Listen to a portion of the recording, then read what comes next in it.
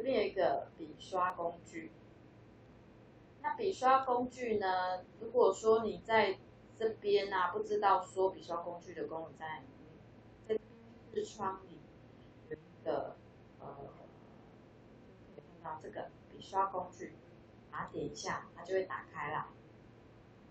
这边有笔刷工具的一个比较明显的一个视窗，然后这个锁啊，就代表说，我讲义里面有大概把那个位置的介绍告诉大家，你们可以先看一下。那这边主要就是它预设的一些笔刷的样式，那这个就是预设的地方。那每一个笔刷的尺寸啊，或者是角度，或者是硬度、间距，就是你每刷一次，它要重复的数量，这个都可以在这边做调整。然后这个就是它整个笔刷的一个设置窗。